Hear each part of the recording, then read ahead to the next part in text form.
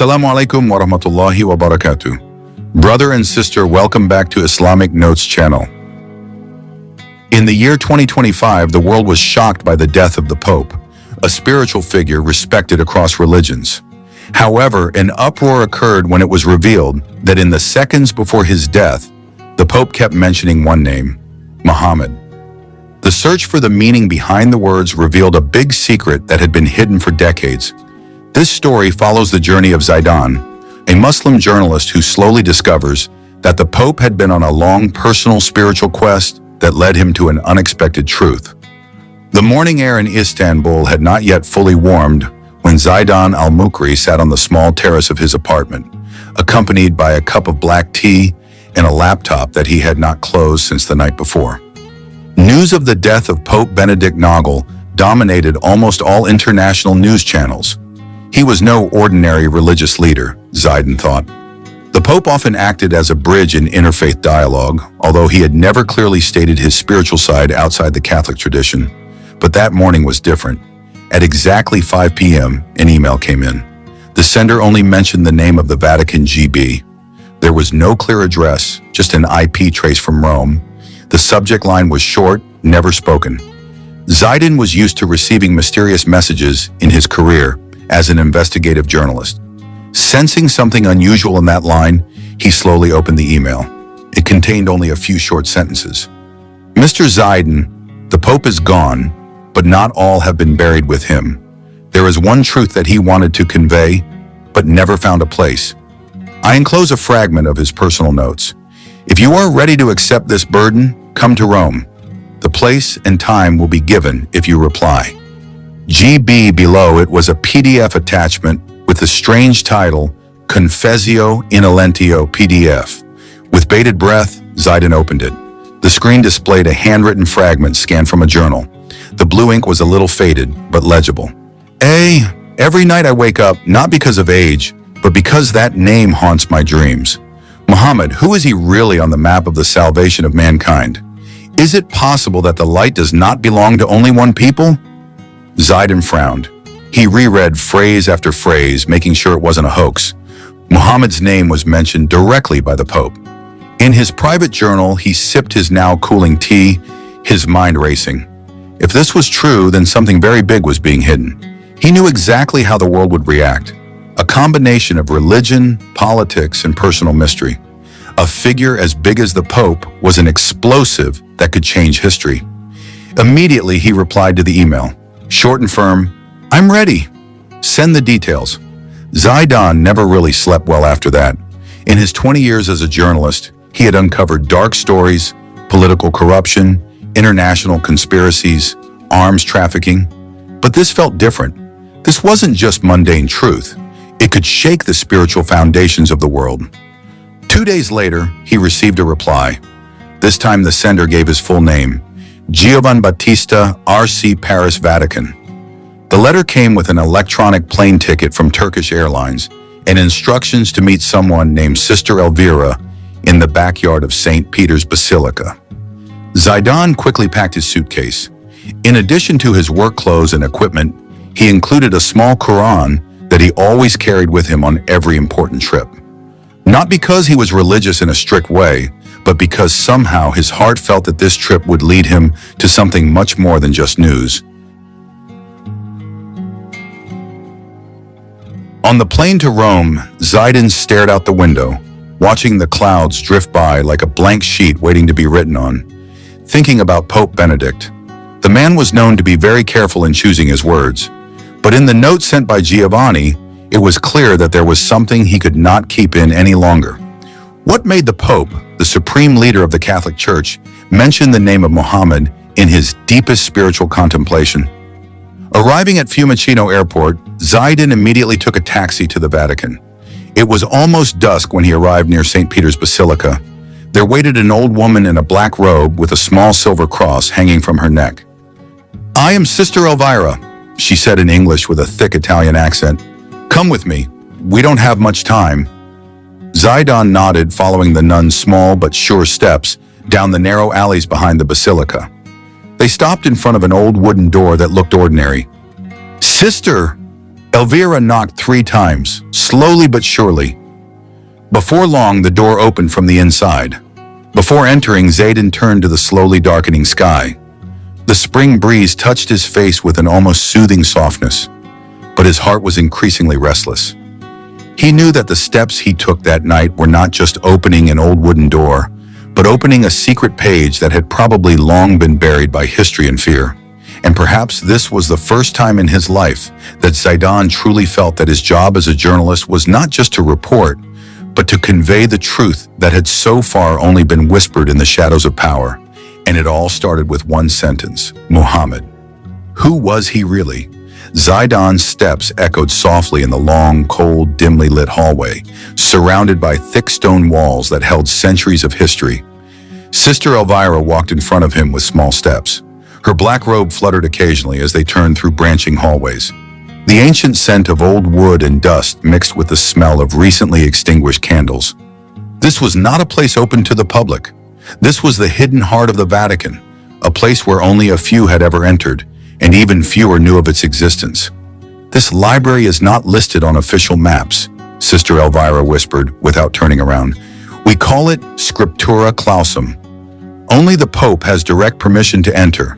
Zaidan nodded slowly, trembling inside. The existence of this place was legendary even among historians, but now he was walking right into it, trailing an old nun who carried a bunch of brass keys at her waist.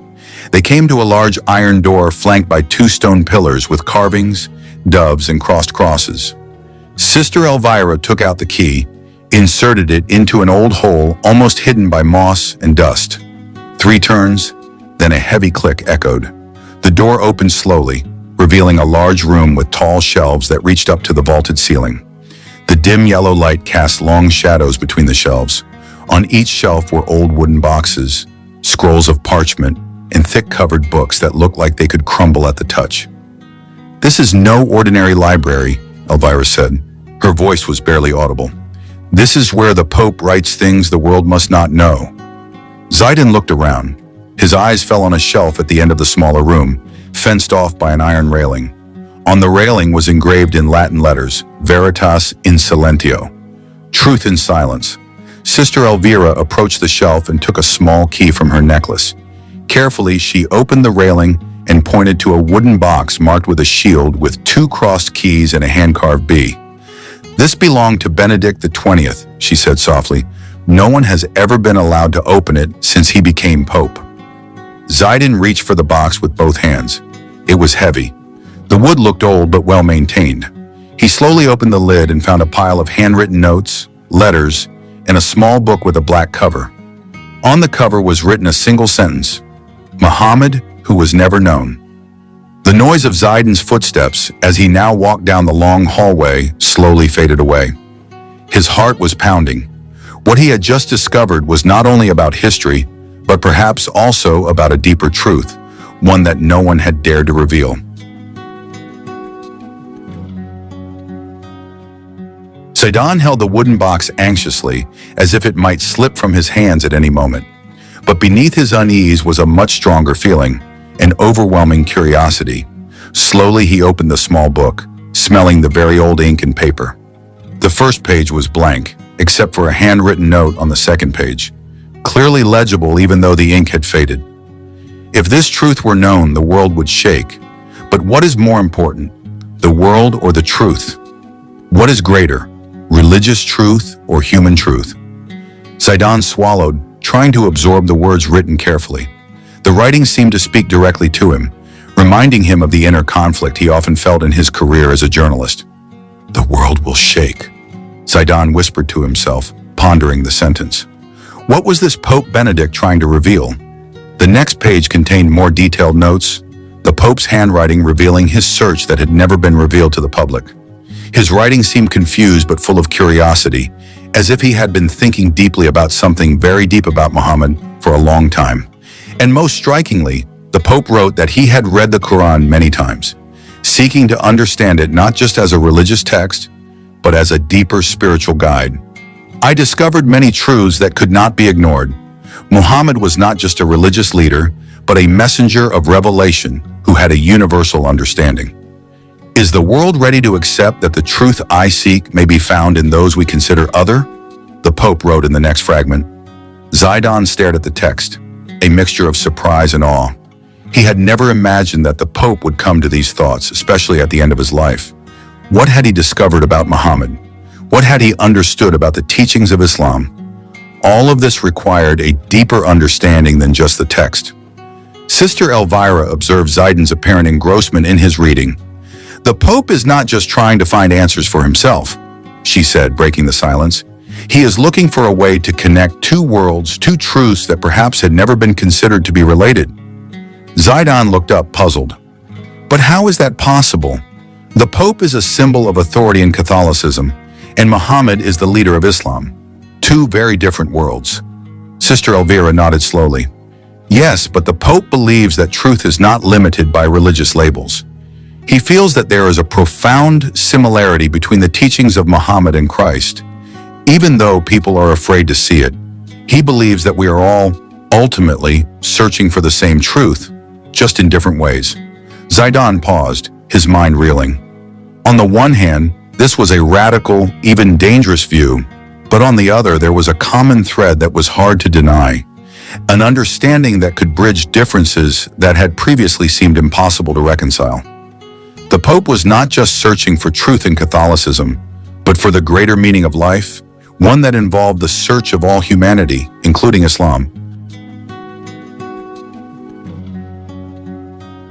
He continued reading, and at the end of the book there was a very important inscription. If I have to go, I want the world to know that I have found peace in understanding Muhammad. And perhaps, if I have time, I will speak more about this peace, about the path he showed me. If God allows me, I will speak. Zaidan felt as if a heavy burden had been lifted from his shoulders. Behind these sentences, there was a great decision made by Pope Benedict, a truth that was very difficult for many people to accept. But in Zaidan's eyes, this was something bigger than an article, bigger than a report. This was about understanding, about tolerance, and about the truth hidden in history. Sister Elvira, who had been silent all this time, finally spoke. Zaidan, you have seen what you had to see. This is no longer just news or conspiracy. This is about carrying a message that is bigger than we can imagine. A message that will change the way we see the world. Zaidan closed the book carefully and put it back in the wooden box. I understand, he said quietly. But what am I going to do with this? What am I going to tell the world? Sister Elvira looked at him with a serious yet wise gaze. What you do, Zaidan, is a choice. You can choose to speak about what you have found here, or you can choose to keep this peace hidden. But remember, sometimes the greatest truths are those that must be told wisely. Zaidan paused, thinking about Sister Elvira's words. In that moment, he knew that his life would never be the same after tonight. In his hands, he held something more than information. This was the key to unlocking a door to peace that might heal a world torn apart. Thank you, sister, Zaidan said finally, determined to find a way to share this truth without sacrificing the peace the Pope had found. They walked back toward the exit, and Zaidan felt a lighter burden, though he could not predict what would happen next. But one thing was for sure. The world would soon hear this story, and they had to be prepared to face truths that had never been told before. Zaidan stepped out of the secret room, his mind still reeling from what he had just read. Outside, night had fallen over the city, and the streetlights were dim. The air was fresher, but deep inside, there was a lingering heaviness. The decision he had to make was growing ever more profound. The world, as the Pope had said, would be shaken if this truth were to be told. But was the world ready for such a change? Sister Elvira followed him, walking quietly beside him. You feel confused, Zaidan, she said softly, as if she knew what was stirring in Zaidan's heart. Zaidan paused, looking up at the dark sky. I don't know what to do with all this. What will happen if I choose to speak? Will I divide the world even more? But on the other hand, do I have the right to hide this truth? Sister Elvira nodded thoughtfully. Sometimes the right path is not the easiest. Our job is not to decide whether the world is ready or not, but to find a way to speak carefully, with love, so that people can listen without feeling attacked or threatened. Zaidan looked at her questioningly. But how? How do we express something so big and sensitive without causing division? Sister Elvira smiled faintly. In a way full of love and respect, Zaidan, Pope Benedict has shown us that real truth does not require violence to be accepted, only deep understanding and openness of heart. They continued on their way, but Zaidan felt a profound change taking place within him. He knew now that his job was not just to find facts or report events, but to dig deeper, to find a way to make the truth he held acceptable without adding to the wounds in a world already full of division. The next day, Zaidan returned to his office with a deep sense of anxiety. His mind kept spinning about how to convey the message found in the book. But every time he tried to write it down, words seemed inadequate to express the depth of what he had read. How to explain to the world Pope Benedict's thought connecting the two great religions? How to invite people to open their hearts without provoking anger or rejection? As he sat at his desk, his colleagues began to trickle in, and the office resumed its usual bustle. But Zaidan felt something different inside him, something that pushed him to go beyond his routine job as a journalist. He knew that what he was facing now was bigger than just a news report. This was a mission, a journey that involved more than just words on a page. His phone vibrated, and Zaidan saw Mother Maria's name flash across the screen. He picked up the phone, trying to calm himself down. "Zaidan, I have bad news." Mother Maria's voice sounded panicked. "Someone is looking for the book. They already know about it, and they are desperate for you not to find it. You have to be careful." Zaidan's heart was pounding. "What do you mean? Who is looking for the book?" Mother Maria took a deep breath. There are powerful forces that don't want this truth to come out. They know Pope Benedict wrote it, and they want to make sure it disappears before more people find out about it. Zaidan felt pressured. "But this isn't just a book, Mother. It's more than that. It's a truth that the world needs to know." "Zaidan," Mother Maria's voice dropped. "The world isn't always ready to accept the truth, especially a truth that could threaten power and the existing structure. You have to be very careful. This isn't just about the truth anymore. It's about your safety." Zaidan hung up the phone with a heavy heart. What should he do now? Should he find a way to reveal the truth, despite the threats that loomed? Or should he hide the book, hoping that someone else would continue the search for the truth someday? He stared at the small book still hidden in his desk drawer. Carefully, Zaidan took it out, staring at the pages filled with Pope Benedict's handwriting. It seemed that the world was simply not ready to accept this truth. But was that reason enough to hide it? Zaidan knew that the choice was now inevitable. He must speak, or the world would remain trapped in darkness. With more determination than ever, Zaidan decided to write, not just for himself, but for those who were not yet ready, for those who might one day be ready to accept this truth. He had to speak, not just for the truth, but for the peace that Pope Benedict had found in his journey. Zaidan began typing, each word coming from his heart, as if he were writing not just for the world, but for every individual who had ever felt separated, alienated, or forgotten. The world may not be ready, but he must be ready to carry this message out. This journey has only just begun, he thought, and I will not stop until the whole world hears it. Zaidan continued typing, his fingers dancing quickly on the keyboard, pouring out everything that was on his mind. The writing began to form into a narrative that not only revealed the truth he had discovered, but also invited people to reflect and open their eyes. He knew that what he was writing would not be easily accepted by many, but he also knew that this was what he had to do. This was not just about historical truth, it was about acceptance, understanding, and peace. As Zaidan wrote, his thoughts wavered between doubt and conviction. He could not forget the threat that Mother Mary had conveyed. Out there were great forces trying to hide this truth.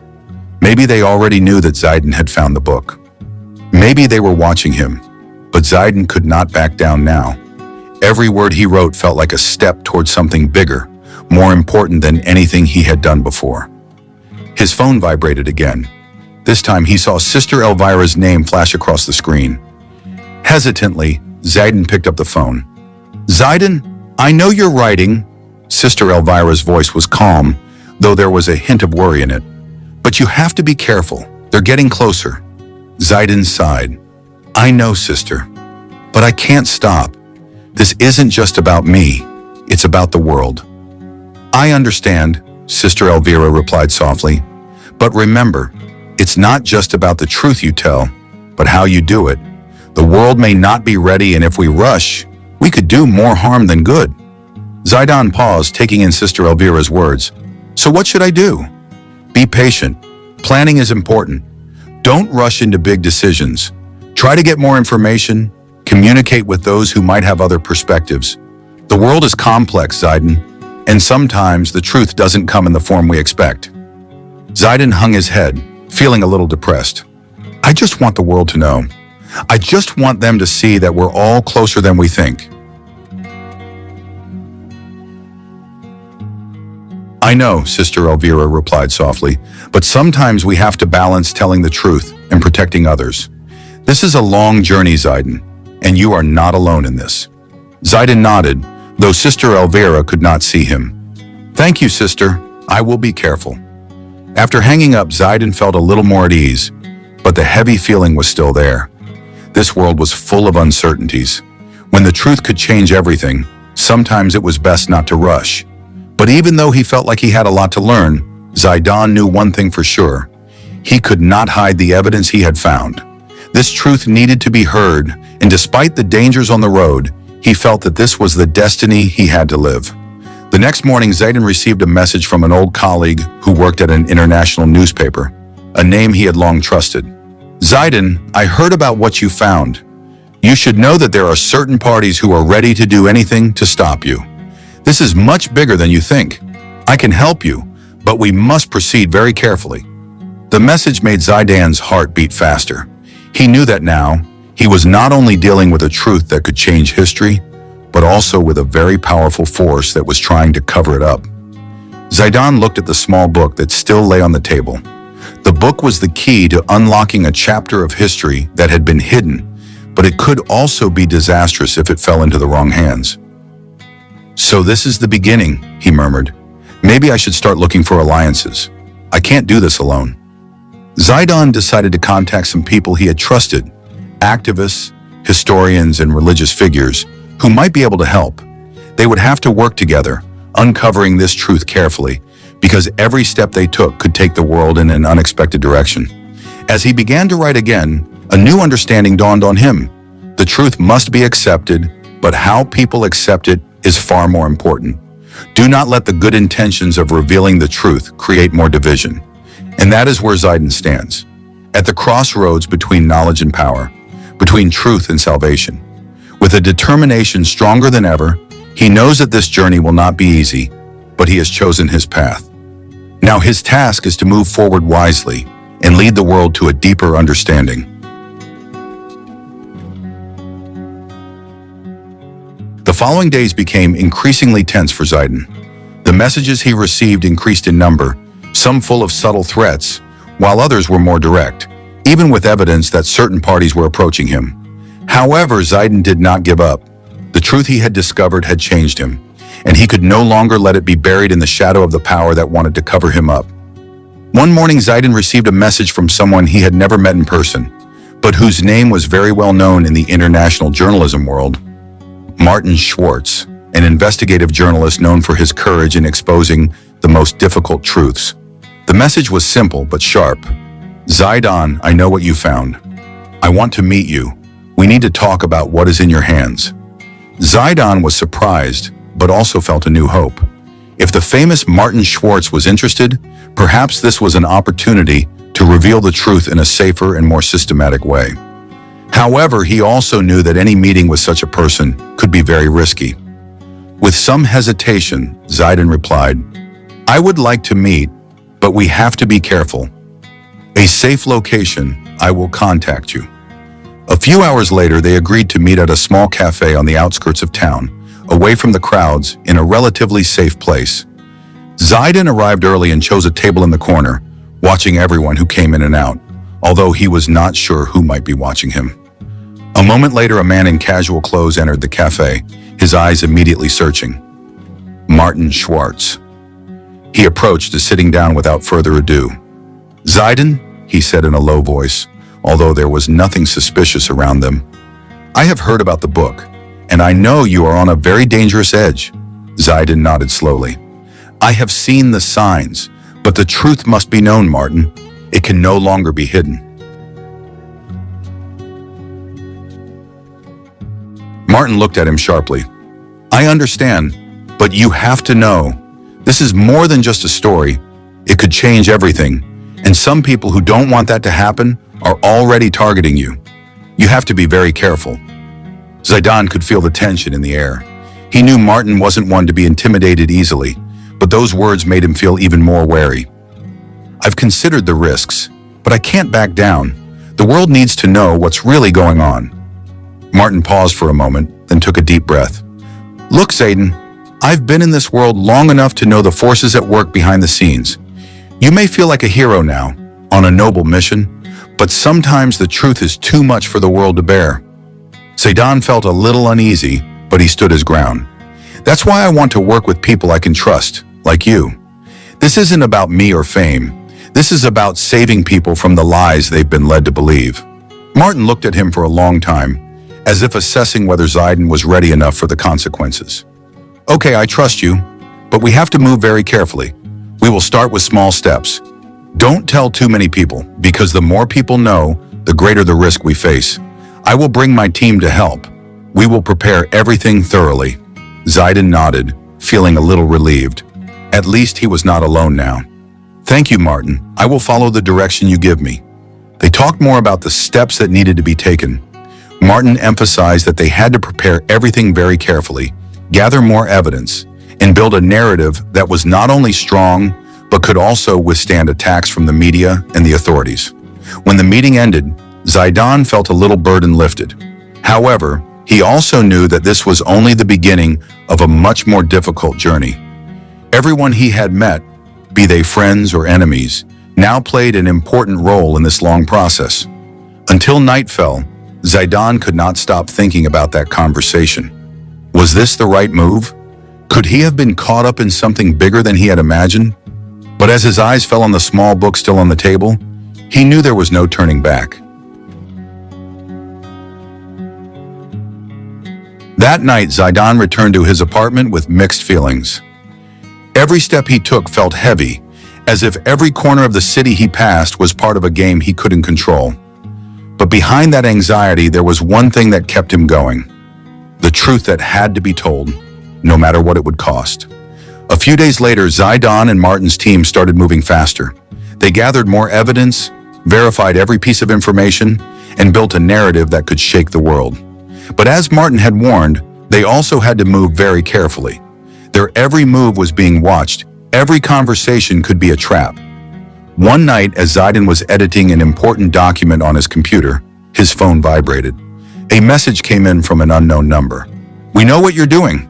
We won't stop until you stop. If you want to survive, leave everything now." Zaidan felt his body stiffen. The threat wasn't just empty words. It was real, and it came with very clear consequences. But that wasn't what stopped him, but the fact that he now truly knew who was behind all this, who had been orchestrating everything from the shadows. He stared at the message in silence, then deleted it. For a moment he felt afraid, but only for a moment. Soon after, he called Martin. "We're close," Zaidan said in a firm voice. "I'm going to keep going, Martin. Nothing can stop me." Martin on the other end of the phone was silent. Then he said in a serious tone, "You know what you have to do. This isn't just about uncovering the truth, Zaidan. It's also about survival. If you feel ready for what's coming, then we'll go ahead. But remember, there's no turning back." Zaidan took a deep breath. Everything that had happened had led him to this point, and he knew, though it was hard, that there was no other choice. He had to continue. The truth he held was too great to hide any longer. The long-awaited day arrived. With caution, Zaidan and Martin released their investigative report, exposing a powerful network that had hidden corruption, oppression, and unimaginable crimes for years. They did it online, with extremely tight security measures. But when the report began to spread, the world was shocked. On the other side, the forces that were threatened began to move quickly. They knew that Zaidan and Martin had penetrated their defenses, and now they would have to face the consequences. But Zaidan was no longer afraid. What he feared was greater than the threat that was coming to him. In the weeks that followed, Zaidan watched the world begin to shake. Many of the bigwigs involved in the exposed network were brought down. Some were arrested, others fled, and others tried to keep their mouths shut at all costs. However, even though Zaidan knew that many parties were trying to suppress and stop them, he also realized one thing that could not be stopped: the voice of truth that had already been heard. One bright morning, Zaidan sat in a small cafe, far from the hustle and bustle of the world he had just destroyed. The coffee in front of him was cold, but his mind felt clearer than before. The world had changed. It might not be perfect, it might be full of chaos, but for the first time, he felt hope. At that moment, Martin sent a short message. "Good job, Zaidan. The world will remember this. But remember, this is just the beginning. We must remain vigilant. The truth is never truly safe." Zaidan smiled faintly, feeling as if the burden that had been weighing on his shoulders had slowly lifted.